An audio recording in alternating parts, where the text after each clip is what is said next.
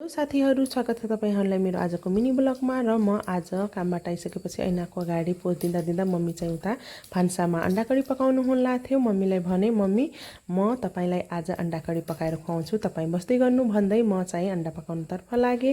देख्न सक्नुहुन्छ म चाहिँ अंडा भुटिराछु। अंडा चाहिँ हल्का ब्राउन कलरको भइसकेको छ र उता देख्न सक्नुहुन्छ मैले मसाला पनि रेडी गरिसकेको छु। प्याज, खुर्सानी, लसुन र उता देख्न सक्नुहुन्छ मेरो कोठाको हालत पनि बेहाल छ। र यता ऐनाको अगाडि आइसकेपछि पोज नदिने त कुरै भएन।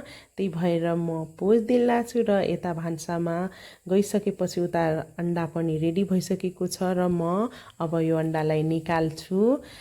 देख्न सक्नुहुन्छ यति राम्ररी अंडा पाकिसकेको छ र म अब तेलमा प्याज एड गरे र अब लसुन र खुर्सानी पनि एड गर्छु। र यसमा चाहिँ आफ्नो कतिको पिरो खान सक्नुहुन्छ त्यही अनुसारको खुर्सानी हाल्न सक्नुहुन्छ। मैले रातो खुर्सानी हाले र यसमा बेसार, धनिया, मेथी सबै मैले हालिसकेको छु मसला। र अब एकैछिन यसलाई भुटिसकेपछि मैले चाहिँ आलु हालिसके। आलुलाई चाहिँ एकछिन फ्राई गर्ने र फ्राई गरिसकेपछि यसमा चाहिँ आफ्नो स्वाद अनुसारको नुन हाल्न सक्नुहुन्छ। मैले चाहिँ यसमा 2 चम्चा नुन हाले र अब यसलाई नुन हालिसकेपछि एकछिन भुटिसकेपछि अब मैले पानी हाले।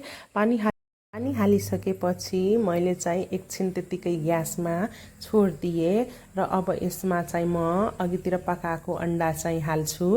अंडा हालिसकेपछि म चाहिँ अब यसलाई छोपिदिन्छु। छोपिसकेपछि 5 मिनेट 10 मिनेट पछि अंडा मेरो रेडी भइसकेको छ। अंडा करी रेडी भइसकेको छ र म अब आफ्नो रुममा गएको। रुम देख्न सक्नुहुन्छ मेरो यति सफा छ। हस्त आजलाई यति नै। By by.